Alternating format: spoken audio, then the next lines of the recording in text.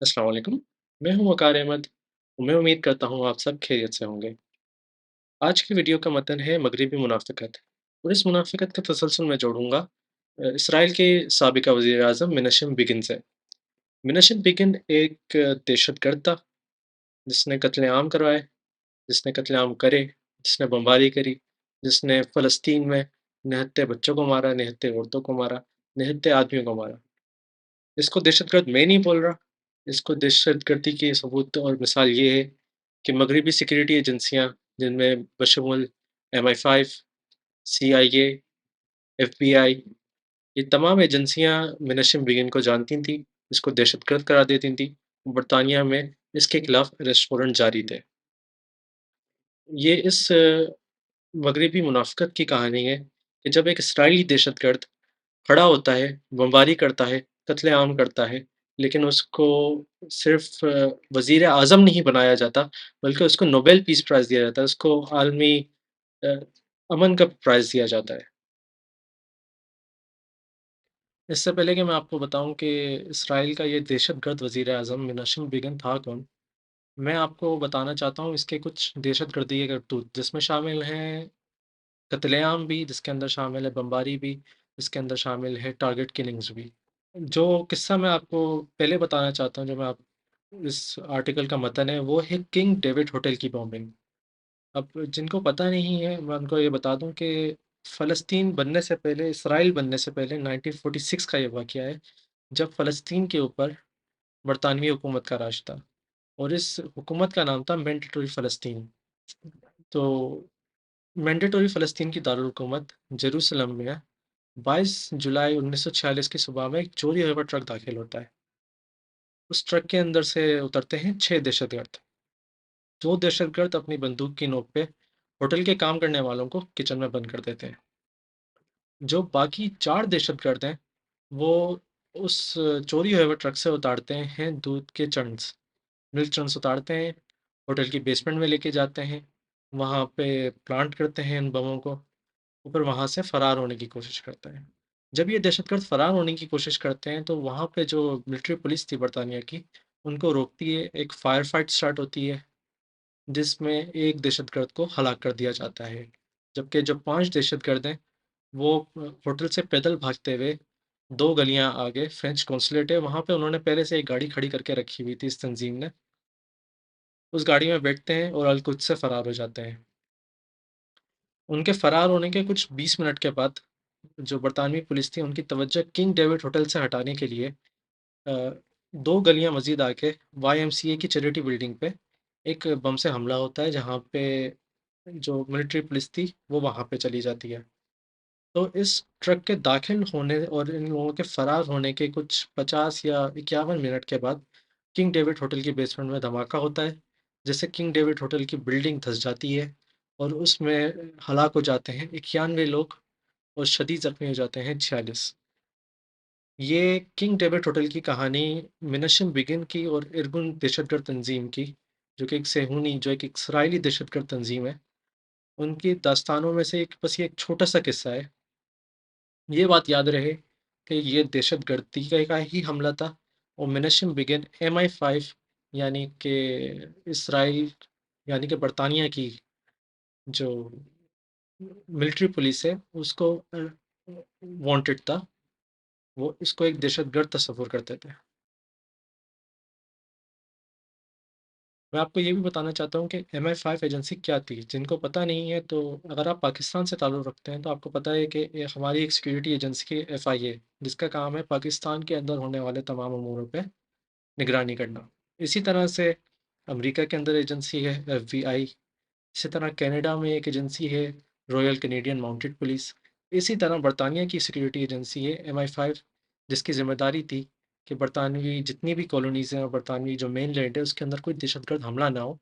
उन दहशतगर्दों को रोकने के लिए ये सिक्योरिटी एजेंसी थी, जिसको ये मतलूब था, जिसको मिनेशन बिगन मतलूब था।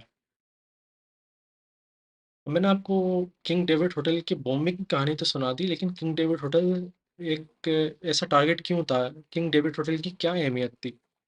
और ये एक दहशतगर्द हमला क्यों था? तो जिस तरह मैंने आपको बताया कि मैंडेटरी फ़लस्तीन की जो हुकूमत थी, उस वक़्त जेरूसलम में कोई सरकारी इंफ्रास्ट्रक्चर नहीं था, कोई डेडिकेटेड कोई बिल्डिंग्स नहीं थी जहाँ पे हुकूमती काम किया जा सके। जिस तरह इस्लामाबाद का शारा दस्तूर है, जिसके इर्द-गिर्द हुकूमत के सारे दफ़ातर हैं, तमाम मिनिस्ट्रीज़ हैं, तमाम हमारी नेशनल असेंबली है, हमारी सुप्रीम कोर्ट है।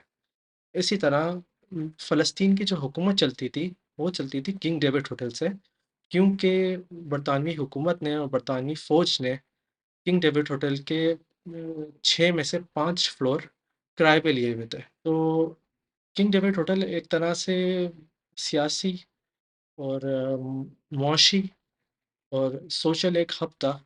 तमाम जो फ़लस्तीन में बसने वाले यूरोपियंस थे, जो यहूदी थे और जो वहाँ के अरबी लोग थे, उनके लिए ये एक मरकज़ था। किंग डेविड होटल के बेसमेंट के अंदर एक नाइट क्लब था, ला रीजेंस, जिसमें हमेशा दूसरे मुल्कों से आए हुए डिग्निटरीज़ होते थे, उनके एम्बेसडर्स होते थे, उनके डिप्लोमेट्स होते थे, जासूस यहाँ पे होते थे और पूरे खित्ते की, पूरे लिवांट की जिसमें बादशाह फ़लस्तीन है, उसमें उर्दून है, उसमें शाम है, उसमें लिबनान है, उसके तमाम जो सियासी फ़ैसले बरतानवी हुकूमत की तरफ से होते थे, वो किंग डेविड होटल के लॉबी में बैठ के होते थे। इस तस्वीर में आप मुलाहिज़ा कर सकते हैं, आपको नज़र आएगा कि ये जो बड़ी बिल्डिंग है, ये है किंग डेविड होटल। इसकी इसी तस्वीर में आप मुलाहिज़ा कर सकते हैं कि आपको नज़र आएगा फ्रेंच कॉन्सुलेट, जहाँ पे ये अरगुन के दहशतगर्द बैठ के अपनी गाड़ी में फ़रार हुए। इसी तस्वीर में आपको नज़र आएगा वाईएमसीए की चैरिटी बिल्डिंग, जहाँ पे उन्होंने अरगुन के दहशतगर्दों ने पुलिस की तवज्जो हटाने के लिए एक दूसरा हमला करा। तो किंग डेविड होटल की इम्पोर्टेंस क्या थी? किंग डेविड होटल की मैं आप जिस तरह मैंने आपको बताया कि बरतानवी फ़ौज ने उसका चौथा फ्लोर पूरा चौथा फ्लोर किराए पे लिया हुआ था, वहाँ से बरतानवी फ़ौज के तमाम ऑफ़िसेज़ काम करते थे। इसी होटल के अंदर था ब्रिटिश गवर्नमेंट सेक्रेटेरिएट, बरतानिया के फ़ॉरेन और अस्करी इंटेलिजेंस सर्विसेज़ और बरतानवी हुकूमत चलाने के लिए एडमिनिस्ट्रेटिव सर्विसेज़। इसके साथ-साथ फ़लस्तीन की जो बरतानवी हुकूमत थी जिसका नाम था मैंडेटरी फ़लस्तीन गवर्नमेंट, उसका सेक्रेटेरिएट इस होटल के तीसरे और पहले फ्लोर से काम करता था। चाहे इसका नाम किंग डेविड होटल हो, लेकिन इस होटल के चंद मखसूस 4 या 5 ऐसे कमरे थे जहाँ पे कोई बाहर से आके गेस्ट रुक सकता था। बाकी पूरा ये एक इफ़ेक्टिवली बरतानवी हुकूमत के कंट्रोल में था। इस बात से आप मुलाहिज़ा कर सकते हैं, आप एक अंदाज़ा लगा सकते हैं कि ये फ़लस्तीन मैंडेट का एक धड़कता हुआ दिल था किंग डेविड होटल और यहाँ से जितने भी पूरे खित्ते के सियासी और जो अस्करी अमूर होते थे, जो कानूनदानी होती थी, वो सब इस होटल के अंदर से होती थी। ये एक सीट ऑफ पावर था पूरे इस रीजन का और आप जानते थे कि एक फ़लस्तीन में कोई बंदा कोई कुछ है या उर्दन में कोई बंदा कोई कुछ है, तो उसका किसी न किसी से ताल्लुक है किंग डेविड होटल में जो काम करता है। अगर मैं आर्टिकल नीचे करूँ तो आपको नीचे एक तस्वीर नज़र आएगी जिसमें आप मुलाहिज़ा कर सकते हैं कि किंग डेविड होटल पे हमले होने के बाद उसका आफ्टरमैथ क्या था? तो इसमें आप देख सकते हैं कि किंग डेविड होटल की पूरी एक स्ट्रक्चर तबाह हो चुका है। इसके अंदर हलाक हुए हैं 91 फ़ॉरेनर्स, जिनमें शामिल हैं 41 अरब लोग, 28 बरतानवी शहरी, 17 2 आर्मेनियंस, 1 रूसी, 1 इजिप्शियन और एक वहाँ पे अगर कभी किसी मगरबी मुल्क पे कोई दहशतगर्द हमला होता है, तो आप एक तवक्कुह कर सकते हैं, आपकी एक एक्सपेक्टेशन हो सकती है कि जो वो मगरबी हुकूमत एक शदीद रद्द-ए-अमल देगी। जिस तरह 2001 में वर्ल्ड ट्रेड सेंटर को गिराया गया, उसके चंद हफ्तों के बाद ही अमरीकी फ़ौज ने अफ़गानिस्तान फ़तह भी कर लिया, अफ़गानिस्तान तबाह भी कर दिया। इसी तसलसल में अगर कभी बरतानिया पे कोई दहशतगर्द हमला हुआ है, तो वहाँ से एक शदीद रद्द-ए-अमल आता है कि हमारे ऊपर हमला क्यों हुआ और हम इसका बदला लाज़मी लेंगे। लेकिन एक एक्सेप्शन है, वो ये है कि ये जो हमला हुआ है किंग डेविड होटल का, एक सेहूनी दहशतगर्दों ने हमला करा है। मगरबी मुनाफ़िकत की हद तो ये है कि अगर कभी अल-कायदा की तरफ से कोई हमला होता है या कोई दाइश की तरफ से हमला होता है, तो वो दरअसल गलत होता है और होता है गलत। लेकिन अगर कोई सेहूनी दहशतगर्द तंज़ीम हमला करती है, दहशतगर्दी करती है, तो उसका कोई परेशानी नहीं है, सब कुछ ओके है। तो इस हमले के फ़ौरन बाद न्यूयॉर्क में, लंदन में, कनाडा में बसने वाले जो सेहूनी अख़बारात हैं, वो ये छापना शुरू कर देते हैं कि ये किंग डेविड होटल पे जो सेहूनियों ने हमला करा है, ये दहशतगर्दी नहीं कहला सकता। क्यों नहीं कहला सकता? क्योंकि ये बम फटने से तकरीबन 15-20 मिनट पहले इन सेहूनियों ने कोशिश करी कि जो होटल में रहने वाले हैं या होटल चलाने वाले हैं, उनको बता दें कि भाई हमने ये बम रख के फ़रार हो चुके हैं। इस वजह से हमने कोई दहशतगर्दी नहीं करी। आप इस नीचे इस तस्वीर में मुलाहिज़ा कर सकते हैं कि ये बेंजामिन नेतन्याहू हैं, इसराइल के मौजूदा वज़ीर-ए-आज़म। ये तस्वीर मैं क्यों आपको दिखा रहा हूँ? ये तस्वीर मैं आपको यूँ दिखा रहा हूँ क्योंकि ये जनाब मिनशिन बिगिन के शागिर्द थे। मिनशिन बिगिन की जो इरगुन दहशतगर्द तंज़ीम है, उसने आगे जाके अपने जंगजुए रूप को तब्दील करने के लिए एक सियासी नाम ले लिया, एक सियासी लिबादा ओढ़ लिया और उस सियासी लिबादे का नाम आज लिकुड पार्टी है। और ये लिकुड पार्टी वही पार्टी है जिसका वज़ीर-ए-आज़म आज बेंजामिन नेतन्याहू है और आज बेदर्दी से वो गज़ा के ऊपर और फ़लस्तीन के ऊपर हमले कर रहा है, दहशतगर्दी कर रहा है, भूख कर रहा है और कत्ले-आम कर रहा है। ये मगरबी मुनाफ़िक़त की हद है।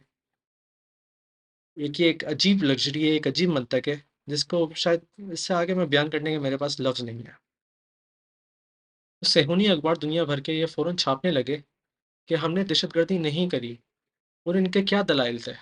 इनका पहला दलाइल ये था कि जो किंग डेविड होटल से 2 गलियाँ आगे एक चैरिटी बिल्डिंग पे हमला होता है, वो तवज्जो हटाने के लिए नहीं होता, बल्कि वो इसलिए होता है, एक वार्निंग दी जाती है, उनको बताया जाता है कि धमाका होने वाला है, आप खाली कर दो। उसके साथ-साथ दूसरा दलाइल देते हैं और दूसरा दलाइल उनका ये होता है कि हमारी एक औरत दहशतगर्द ने किंग डेविड होटल के जो रिसेप्शन है, वहाँ पे कॉल करी बम फटने से 20 मिनट पहले और उनको बताया कि बेसमेंट में हमने एक बम रख दिया है, आप होटल खाली करा लो। और ऐसी चीखते हुए लहजे में ये औरत जब बोलती है, चिल्लाते हुए बोलती है कि जो रिसेप्शन वाले हैं वो समझ नहीं पाते कि इसने बोला क्या है।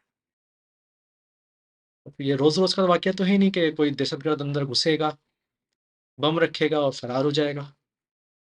नहीं है ना ये रोज़ाना का तसलसल। इसराइल की हुकूमत का एक पूरा एक ये स्टांस बन चुका है, एक पूरा एक ये ड्रामा बन चुका है, जो कि आज भी वो इस बात पे बज़िद हैं, कि हमने दहशतगर्दी नहीं करी क्योंकि हमने बस ये बोल दिया बम फटने से 15 मिनट पहले कि हमने वार्निंग दे दी थी। वार्निंग क्या थी?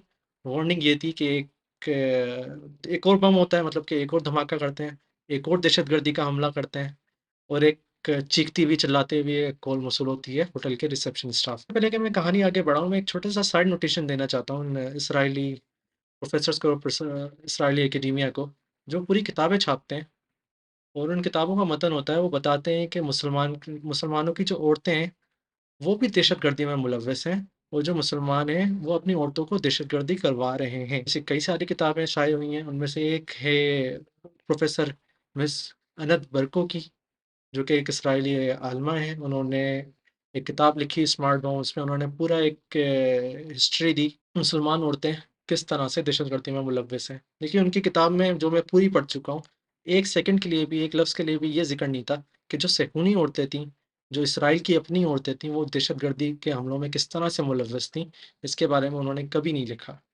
इस बात का दलील और सबूत मैं आपको ये दे सकता हूँ कि 1945, 46, 47 में बरतानवी फ़ौज के जो अफ़सर थे वहाँ पे, उनके ऊपर मनाही थी, उनके ऊपर पाबंदी थी कि वो रे जेरूसलम में बसने वाली औरतों से कोई ताल्लुक़ नहीं रख सकते। इसकी क्या वजह थी? इसकी वजह ये थी कि बरतानवी उस वक़्त के सिपहसालार British field marshal Lord Montgomery का ये एक फ़ैसला था।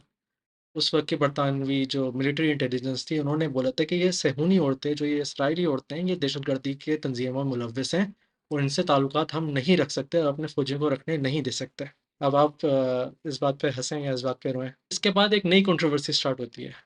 जिस तरह मैंने आपको बताया कि इसराइली हुकूमत और इरगुन का आज भी ये कहना है कि हमने दहशतगर्दी नहीं करी। किंग डेविड होटल के जो ऑफ़िसर इंचार्ज थे, जिनका नाम था सर जॉन शो, उन्होंने उनके ऊपर ये इसराइलियों ने इल्ज़ाम लगाया, आपने ये जानबूझ के किंग डेविड होटल को खाली नहीं करवाया और आप चाहते थे कि जो इसराइली दहशतगर्द हैं, वो 91 लोगों का कत्ल कर दें। ये आपकी ज़िम्मेदारी है, इसराइल ने कोई दहशतगर्दी नहीं करी है।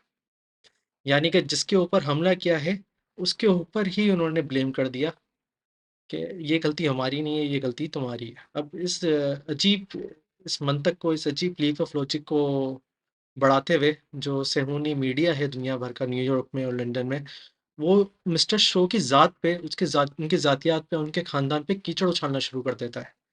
उनके ऊपर केस बनाना शुरू कर देता है कि आपने कत्ल करवाया है, आप इसराइल के दहशतगर्दों को, इसराइल के बहादुर दहशतगर्दों को बदनाम कर रहे हैं। इसके जवाब में मिस्टर जॉन शो बरतानिया की अदालतों में जाते हैं, इन सेहूनी इसराइली अखबारों के खिलाफ एक केस दायर करते हैं। वो बताते हैं, वो दलाइल के साथ और अपने सबूत पेश करते हैं कि किसी भी ब्रिटिश ऑफिसर को किंग डेविड होटल के ये खबर नहीं पहुंची, कोई वार्निंग नहीं पहुंची कि किंग डेविड होटल के बेसमेंट में इसराइली दहशतगर्द बम रख के फरार हो चुके हैं।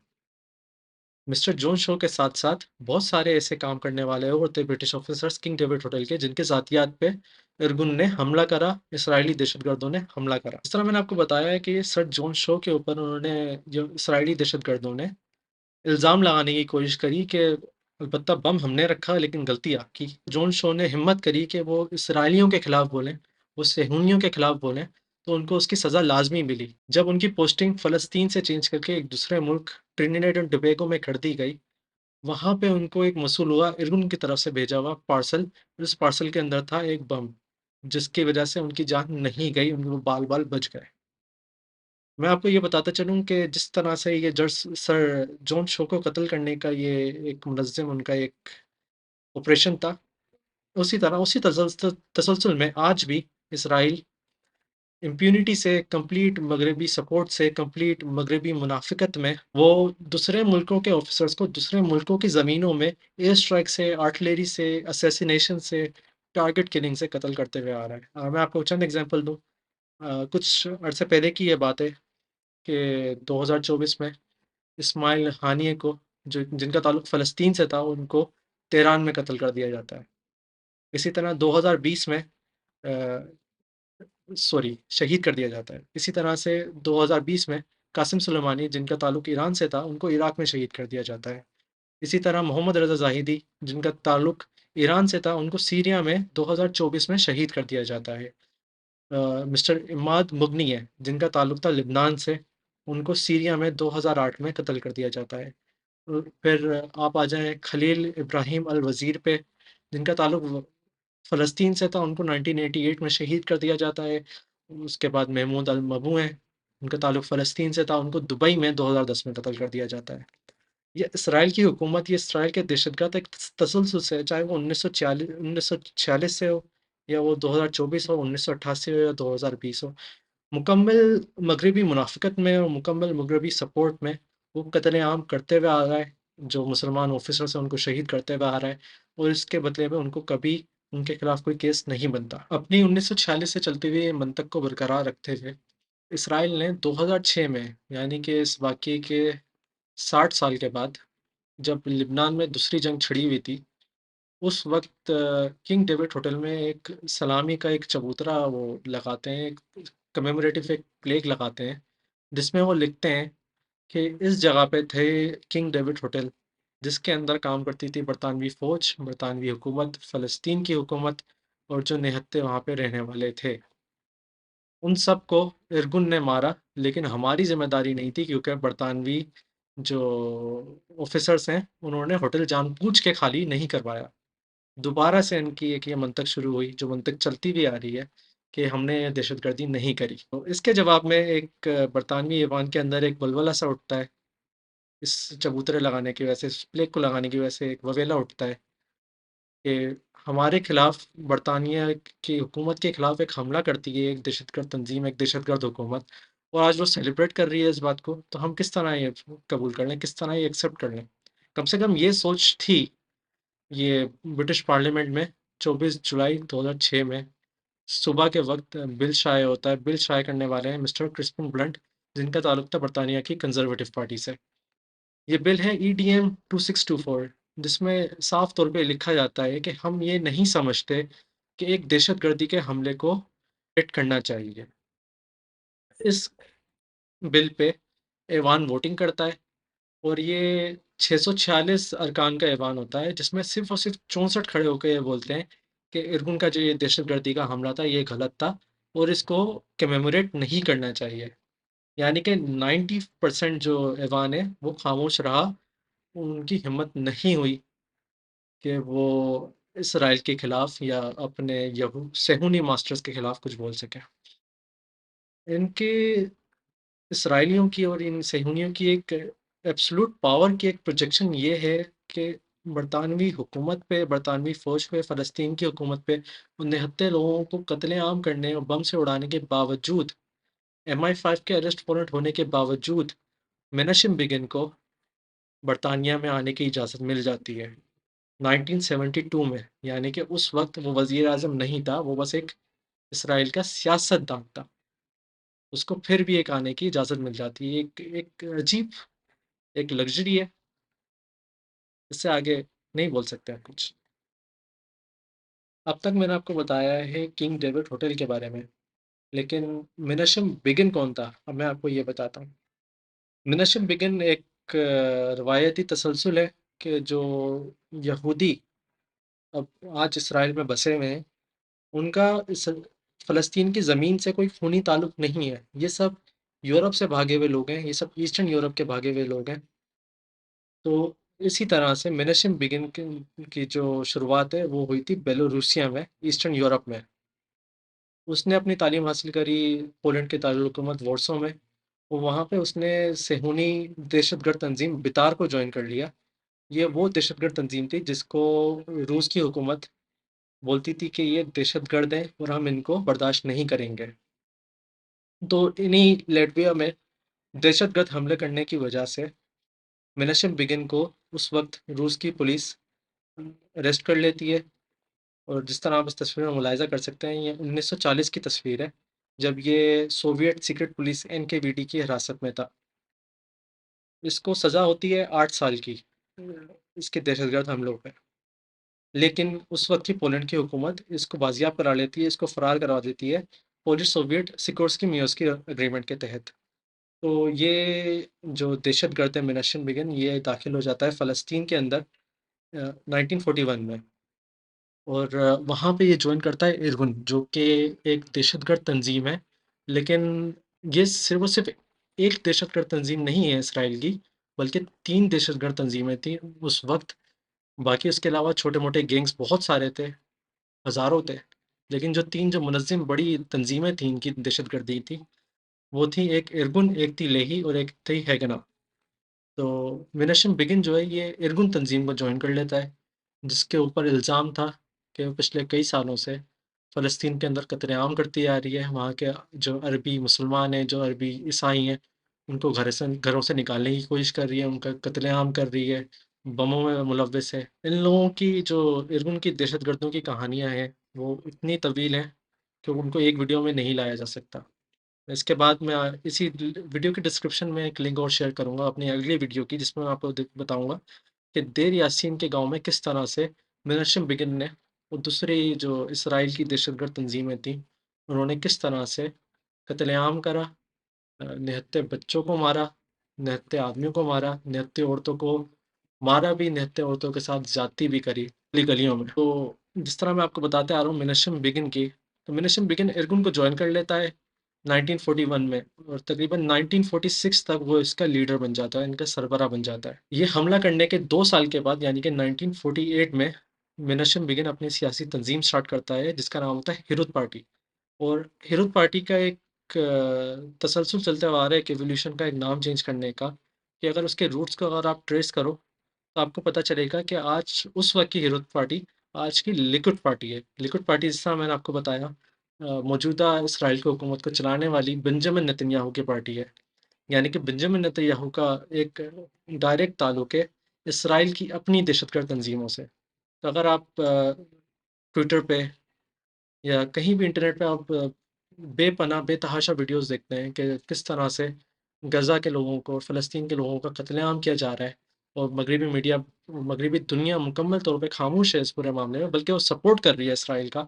तो आपको इस बात से अंदाज़ा लगा सकते हैं कि इन लोगों का ताल्लुक दहशतगर्दी से है। इन लोगों की जो जड़ें हैं वो दहशतगर्दी से हैं, और बमबारी से हैं, और कत्लेआम में हैं। 1977 में, यानी कि इस किंग डेविड होटल के और इसराइल के आज़ाद होने के गालिबन 20-25 साल के बाद, मिनशम बिगिन को इसराइल का वज़ीर आज़म मुंतखब कर लिया जाता है।